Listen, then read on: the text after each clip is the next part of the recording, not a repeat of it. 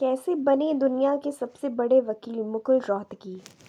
जी हाँ, मुकुल रोहतगी सीनियर वकील जिन्हें शाहरुख खान ने आर्यन के केस के लिए हायर किया था, दिल्ली से स्पेशली मुंबई बुलाया गया। मुकुल रोहतगी ने कोर्ट में कुछ ऐसे सवाल पूछे जिससे एनसीबी का ये पूरा केस जीरो लगता है। मुकुल रोहतगी ने कहा, आर्यन के पास से कुछ मिला ही नहीं, आर्यन ने ड्रग्स लिया ही नहीं, तो फिर मुझे बताइए पिछले 20 दिनों से आर्यन जेल में क्यों है। दूसरी बात जो उन्होंने पूछी थी, आर्यन के पास से जब कुछ मिला ही नहीं सबूत के तौर पर तो वो छूट जाएगा, तो वो किन सबूतों को टैम्पर करेगा, किन एविडेंसेस को टैम्पर करने की आप बात कर रहे हैं। ये वो सवाल थे जो सोशल मीडिया पे चर्चा का विषय रहे। आज की इस वीडियो में मैं आपको मुकुल रोहतगी की लाइफ से जुड़े कुछ फैक्ट्स बताऊंगी जो आपको शायद ही पता होंगे।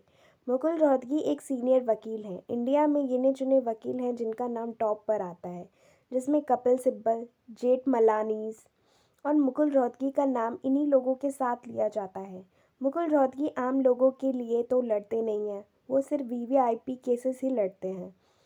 अगर मुश्किल से करेंटली इंडिया में 10 से 20 ऐसी हाई प्रोफाइल फैमिलीज़ होंगी जिनके लिए मुकुल रोहतगी केस लेते हैं, वरना ऐसे ही वो केस नहीं लेते। उनके जूनियर्स लेते होंगे, वो नहीं लेते। आम लोगों के केसेस एक एक हियरिंग के लाखों चार्ज करते हैं, पर केस 3 से 6 करोड़ रुपए चार्ज करते हैं वो। मुकुल रोहतगी से केस लड़वाना तो बहुत मुश्किल है। उनसे मीटिंग होना, उनके फ़ोन पर बात होना, एक कॉफ़ी पर बात होना, ये भी बहुत मुश्किल है और इसके लिए भी लाखों रुपए भरने पड़ते हैं। सबसे बड़ी बात कि बहुत कम केसेस ऐसे हैं जहां पर मुकुल रोहतगी किसी इंसान के लिए लड़े हों। इससे पहले वो गवर्नमेंट के लिए लड़े हैं, स्टेट गवर्नमेंट, सेंट्रल गवर्नमेंट तक के लिए वो लड़ चुके हैं।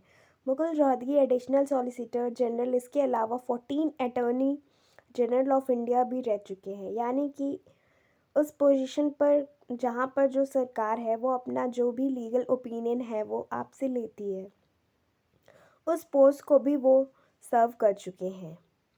सुप्रीम कोर्ट के इस वक्त वो एक सीनियर वकील हैं।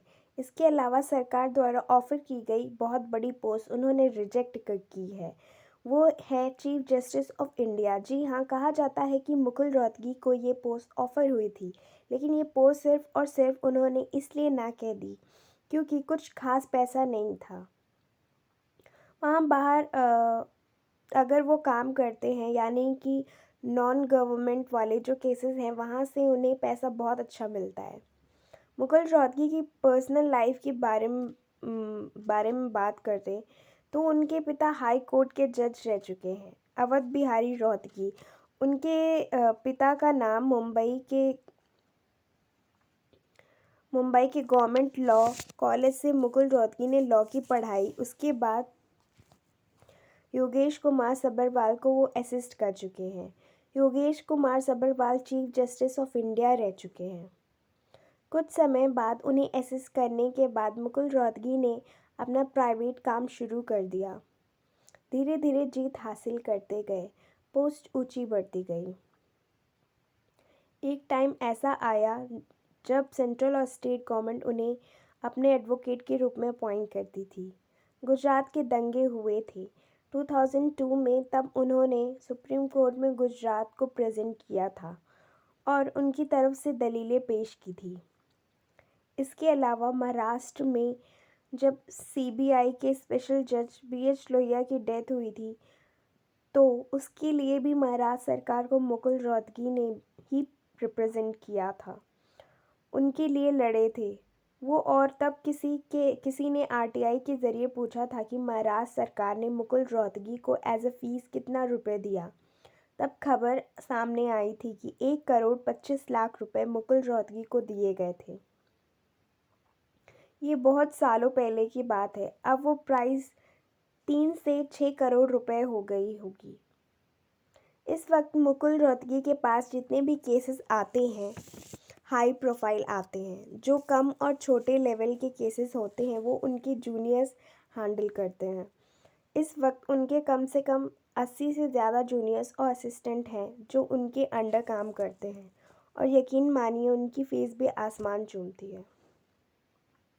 मुकुल रोहतगी की वाइफ खुद एक एडवोकेट है, वसुधा उनका नाम है। इनका एक बेटा है और यही पावरफुल वकील है जो शाहरुख खान ने अपने बेटे के लिए हायर किया। जिस तरह के केसेस मुकुल रोहतगी ने लड़े हैं उसके सामने आरन वाला केस चींटी जैसा लगता है। आज की वीडियो में बस इतना ही। Thank you, thanks for watching.